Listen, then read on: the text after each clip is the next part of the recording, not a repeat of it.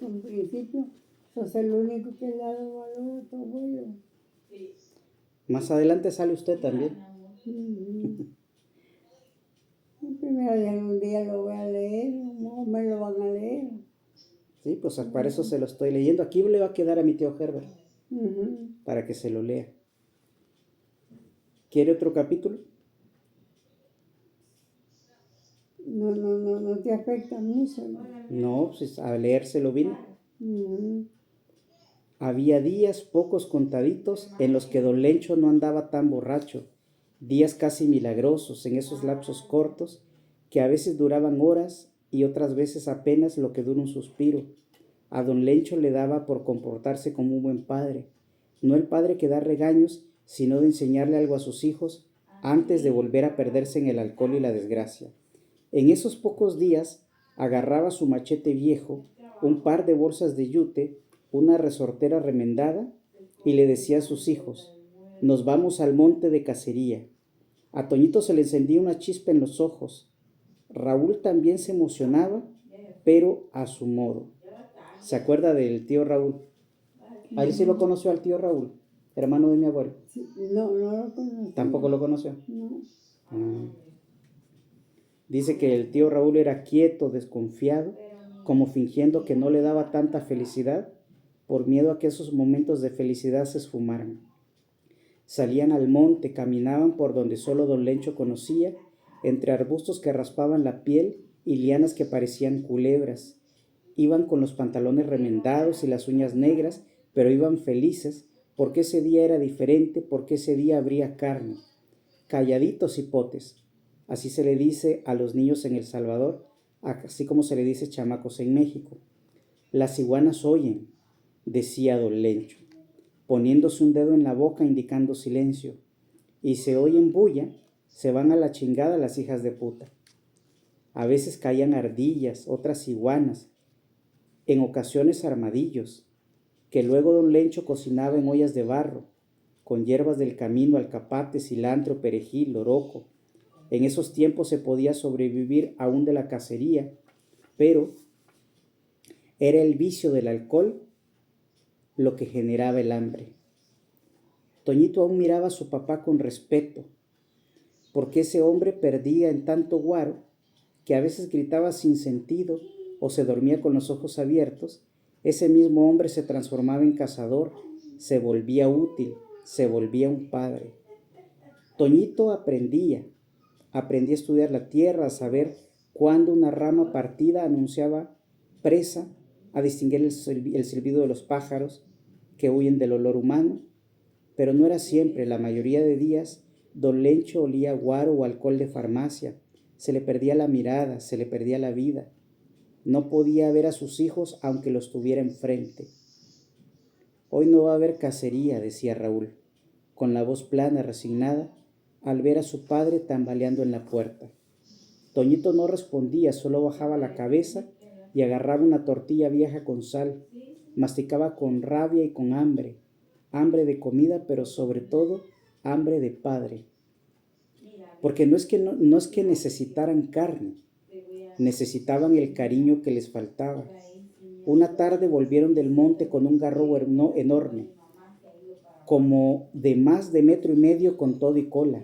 Toñito miró el garrobo hipnóticamente, no porque le tuviera miedo, por el contrario, como si le pidiera perdón. Don Lencho lo vio y le dijo: ¿te duele matarla? Toñito no contestó, solo dijo: me duele que no siempre haya días así. Don Lencho se hizo el tonto, se rascó la cabeza, miró al cielo y por un momento pareció que iba a llorar, pero no lloró. Sacó el machete, peló la iguana, prendió el fuego y cocinó. Hicieron el garrobo en aiguaste, una salsa hecha de semillas de ayote o calabaza, como se dice en México. Al día siguiente, don Lencho volvió a desaparecer en el trago.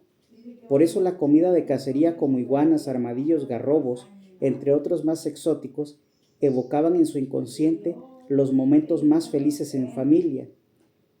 Toñito tuvo zapatos hasta los 5 años que se los fabricó él mismo.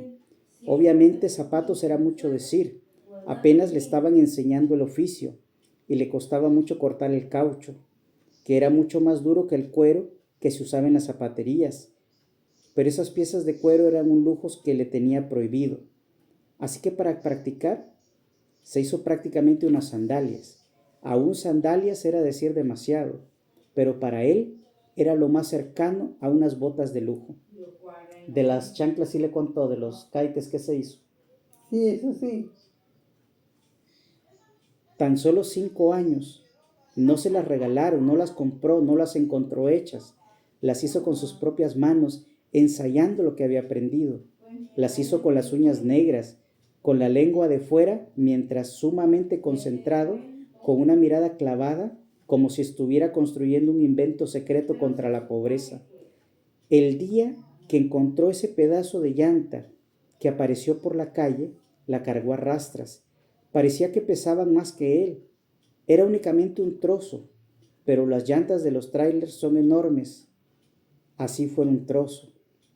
Con la llanta ya en el taller, Toñito empezó a trabajar en su obra maestra. Se midió el pie, usó retazos como correas, les hizo nudos, los remachó, debajo de la suela los ajustó, probó, caminó y tenía su nuevo tesoro.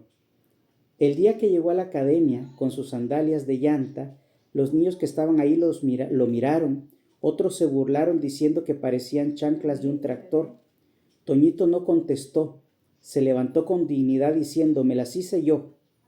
Y eso fue suficiente, porque ninguno de los niños podría haber hecho lo mismo, ni la niña que traía dulces todos los días y se los comía delante de todos para hacerles sentir envidia, ni el niño que lo llevaba su mamá obligado. Toñito les hizo ver a todos que no necesitaba que le regalaran nada, que si el mundo no le daba zapatos, él se los podía hacer, y si no había ningún otro camino a seguir, él mismo se lo iba a inventar, porque había descubierto algo más importante que las sandalias mismas.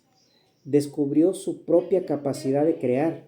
El dueño del taller donde aprendí el oficio, esto entre nos, pero bueno, porque si decimos el nombre se puede enojar mucha gente que es descendiente de ellos, por eso no puse nombres ahora.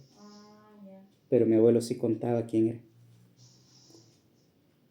El dueño del taller donde aprendía el oficio encendió un cigarro, le dio una fumadota, lo miró por encima del humo y murmuró: tened buen ojo, cipote, también creatividad, eso no se aprende, eso se trae.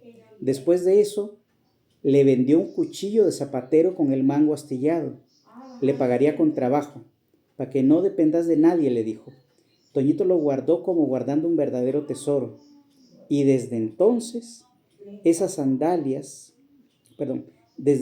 cada vez que caminaba con esas sandalias por la tierra, sobre piedras, sobre vidrio, con los pies sucios pero con orgullo, sentía que no era solo un niño, sino un artista, alguien que había sobrevivido, alguien que podría abrir sus propios caminos, aunque no los hubiera.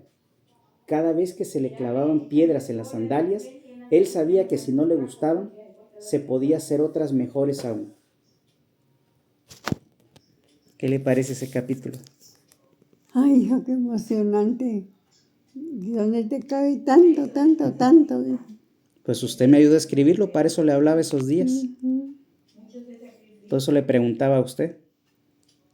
Y ahorita, ¿quiere leer el capítulo de donde usted me dijo la receta del gallo en chicha?